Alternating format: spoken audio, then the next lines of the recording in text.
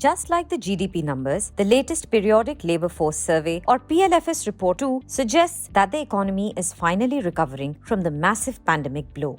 The report, which covers the period from July 2021 to June 2022, puts the annual unemployment rate at 4.1%.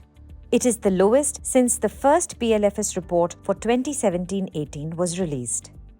And this drop in unemployment rate may not be driven by the people dropping out of the job market. The Labour Force Participation Rate, or LFPR, which shows the percentage of people either working or seeking work in the population, has also increased significantly in the last 5 years from 37.5% in 2018-19 to 55.2% in 21-22. These figures are of the period when the country was recovering from the second and most devastating wave of COVID-19 pandemic. Economy was opening up and industries were taking gingerly steps towards normalcy. So the positive numbers are not unexpected. While the overall unemployment rate and labour force participation rate present a good picture, a closer look revealed the fault lines, the unequal recovery, especially in the unemployment rates and LFPR for women. While the unemployment rate for women in urban centres saw a year-on-year decrease to 7.9% in FY22 from 8.6% in FY21, unemployment amongst rural women remained at a much lower 2.1%. Additionally, the overall unemployment rate for urban women increased narrowly to 9.6% from 9.4% during the December quarter. Experts point out that even as more women receive higher education, the rate of women's unemployment in urban areas isn't declining proportionately. Many people have many hypotheses. One of the things is that if a woman has better education, the chance of finding a better match is enhanced, or that's what's socially, that's the signaling that's being sent out. Many people are talking about the lack of infrastructure to manage the home or the home.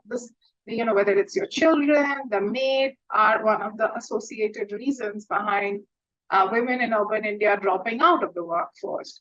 Safety, transport, the list is quite long. And none of them, honestly, we should accept and make peace with, because we all know that it's a very costly proposition not to have enough women in the workforce and how much it hampers the economy. The major difference in rural and urban LFPR numbers for women are also worrying. For rural women above the age of 15, the LFPR is at 36.6% in 21-22. It is a worrying 23.8%, however, for urban women in the same age category.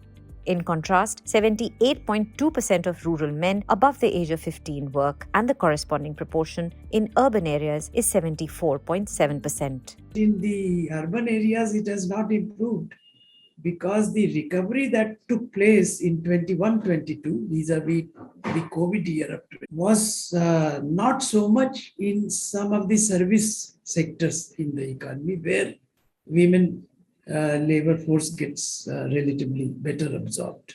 In the rural areas, a lot of female labor force participate by working in the agricultural sector, and employment in the agricultural sector tends to be subsistence employment, especially for women, because women are not as mobile as their male counterpart.